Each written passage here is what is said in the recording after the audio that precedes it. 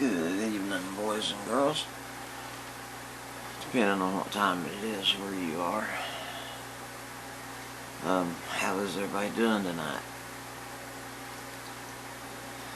By the way, where are y'all watching from? I don't have many watchers yet, but hopefully this will be read some more in the future.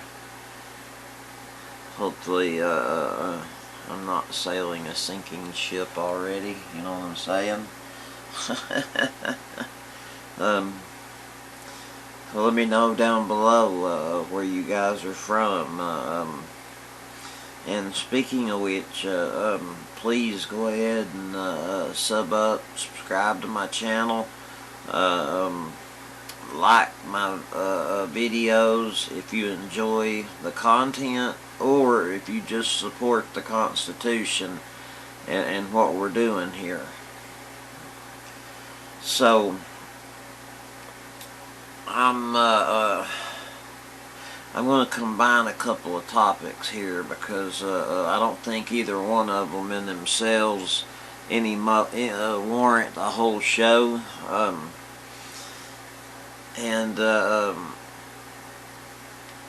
The first thing I want to talk about is for those of you that were with me on my last channel, there weren't many either there either, but hey, you know, it's new, we're building, but anyway, what I wanted to talk about was an observation I was checking into on my old channel. Many of you may have seen the videos I was doing about do Loudoun County deputies get their very own police cars, and Lenoir City too. And I have since found out my last little trip down to the Hotel Justice Center. They did admit it. I asked, and I said, "Hey guys, I don't know if y'all have been watching any of my videos yet, but if you have, you know that I've been checking into this one," and they just blatantly were like, "Yeah, heck yeah, we get our own cars." So the answer to that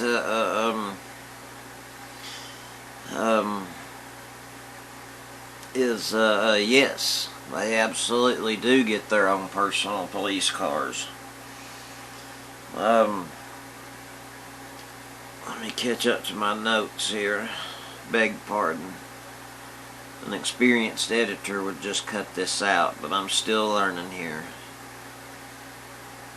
So, you know, the reason I was talking about those police cars, I mean, if that's true, let's and indeed it seems to be, but let's say that officer is working 50 hours a week. Well, there's still that means it's still sitting in that officer's driveway for the better portion of its life, and that just seems like a total waste to me.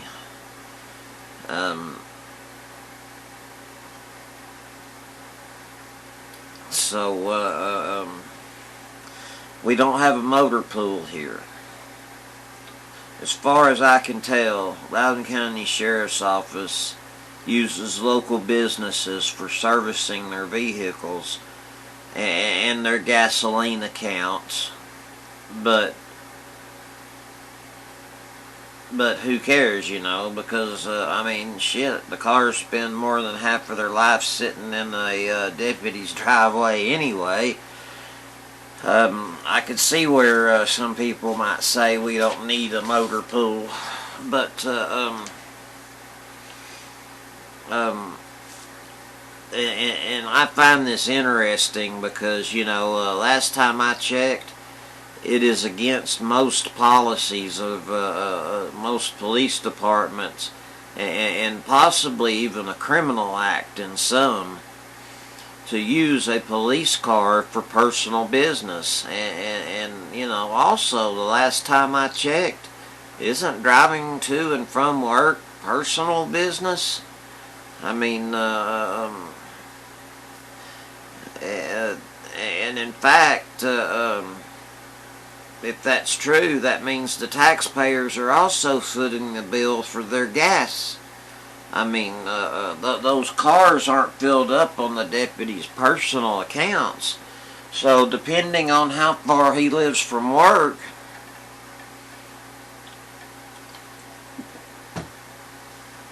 I mean, that can add up.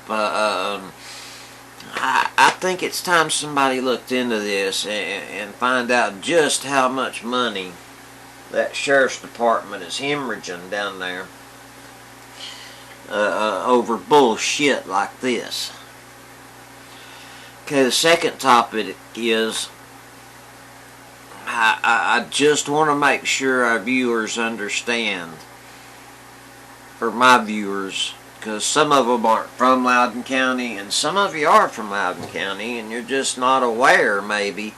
But we do not have an internal affairs department here.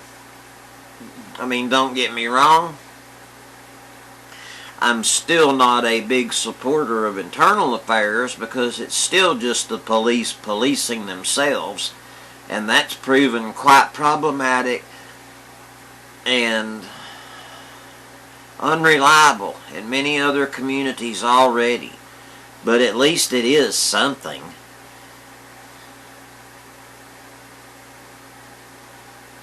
I've been intimidated and accused of public intoxication. I've been beaten on. More recently, I was strapped tightly into one of those chairs.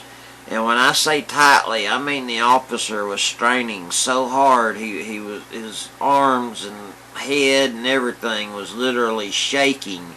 The only thing that wasn't shaking was his smile as he was doing it.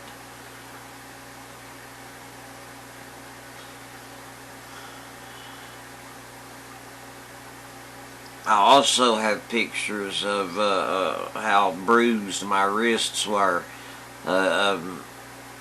Apparently my ankles don't bruise as easily, but I assure you they were, I mean, he was like actually putting his foot up against the chair so he could get some extra leverage, you know, when he pulled. Yeah, I mean, sadistic and smiling the whole time. Of course I was too. I wasn't going to let him break me. But, yeah, these, I'm not the professional either. You know, this is how they treat people, and they're supposed to be the professionals. And it seems to me the professional thug, I mean, professional what? Anyhow, let me get back to my notes here.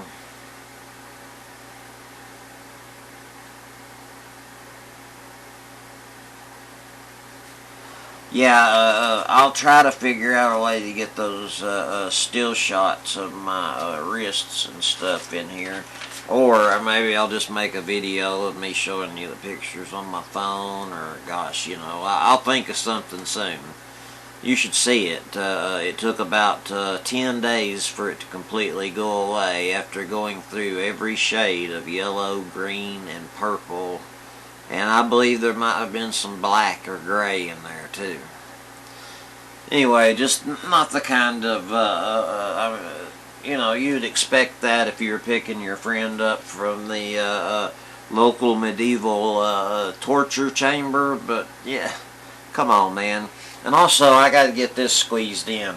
While I was down there, I witnessed a slim gentleman, and I think he had like a dirty blonde hair, and he looked completely and totally, it almost looked like he was trying to leave his body and somehow control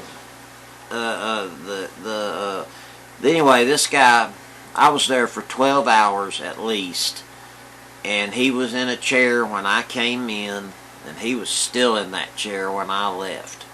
And yeah, they came in and gave us little hour-long breaks and stuff, but I don't know what that guy did in his head, but I had 2, maybe 3 panic attacks while I was confined like that. I mean, you know, you gotta go back in my history, something these officers were unwilling to do.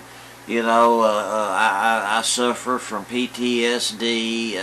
Someone broke in my home and left me beaten and bloodied, and pretty much I suppose they wanted to kill me. They just didn't do it good enough. I mean, they didn't steal anything. There was just long story short, I don't want to mention anybody's names here and drag up ancient history, but yeah, and then the guy got time served, 11 months he stayed in jail, and they gave him time served for, by the time they got through with the plea deals and all of that, it was reduced to like attempted aggravated assault or whatever. But anyway, let me get back to my notes here. I digress.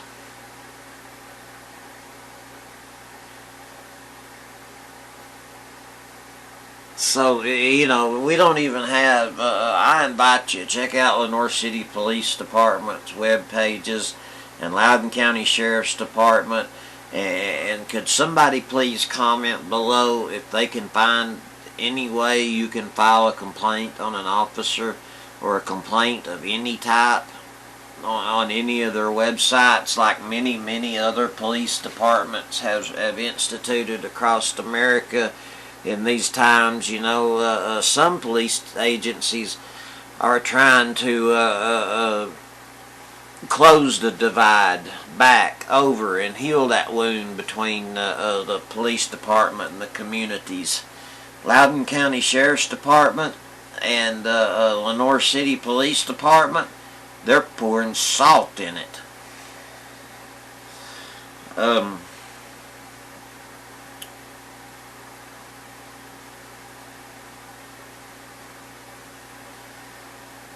But if you do find a link, please let me know.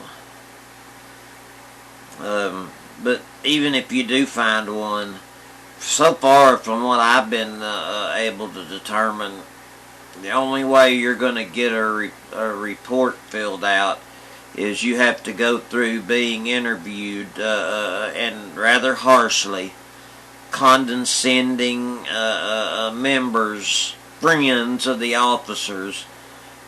And by the way, the officer or the chief or whatever, the ranking officer on scene that takes the report, he's the one that's got the pen and doing the writing.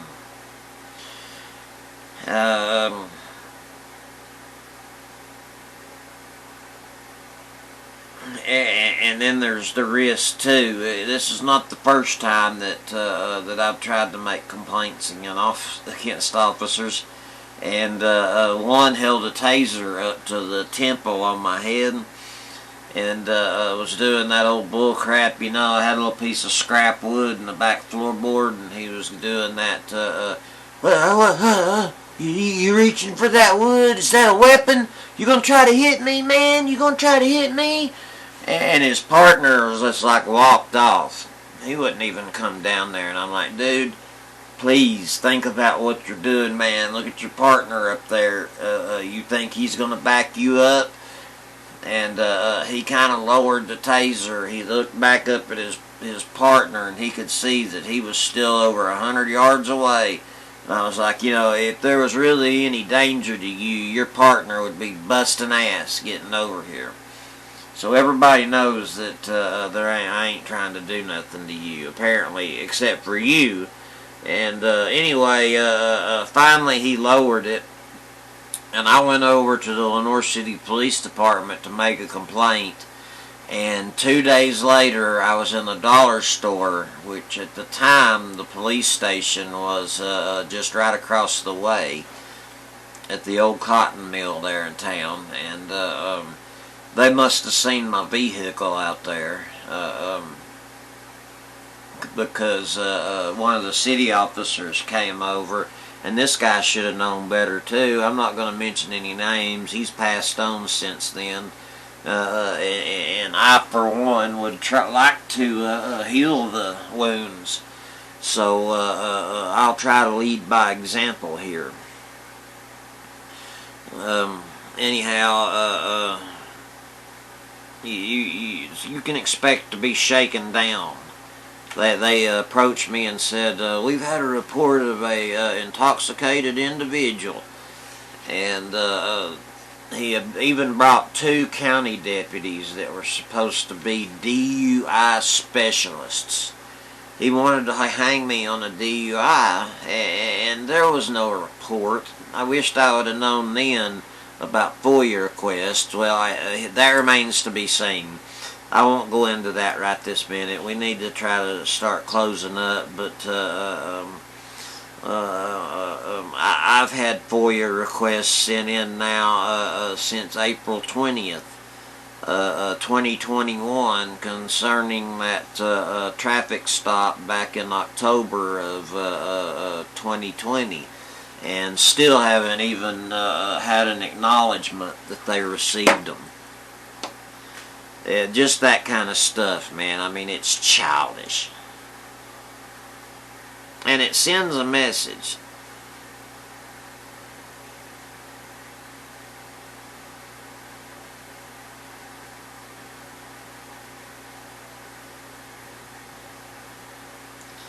It seems to me that, y'all just are probably throwing away any documents you get that don't meet your seal of approval. And doing that old, based on the childish behavior I've seen, that old bait and switch,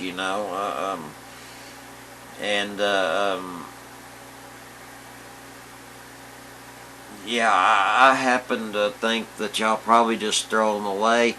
And I believe there's a name for that too, and it's called destruction of evidence.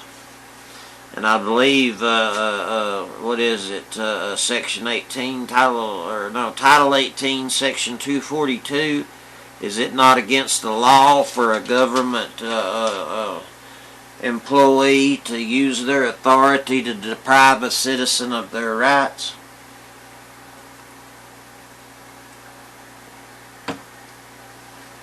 I mean, I believe that's a criminal code, isn't it?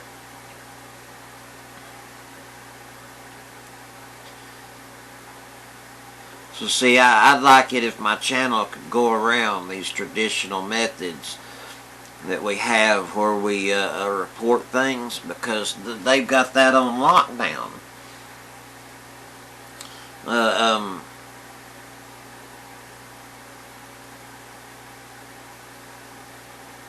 Our traditional method, or their traditional method of handling complaints, is just ignore, smash, and discredit any complaint and the person or persons making any such complaints. And if I could get word out to the real politicians of the people, then and maybe even bring you some examples of how folks are being treated down here. I mean, these petty tyrants are operating in your names, and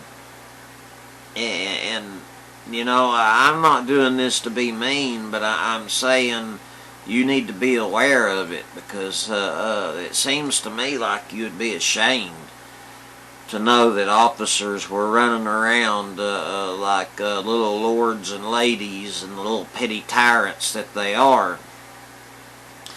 And the real thing that concerns me is when I was down there and that big fat neck corporal kept whooping up on me, is how those younger officers were just soaking that up.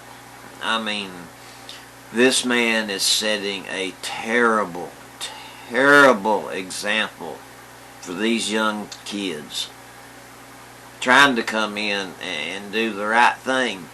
I mean, they want to help people, but they're soon going to discover some of the things they're going to be asked to do only helps a select few of people, and it's not going to set well. But if you don't do it, then you'll be outed down there. Anyway,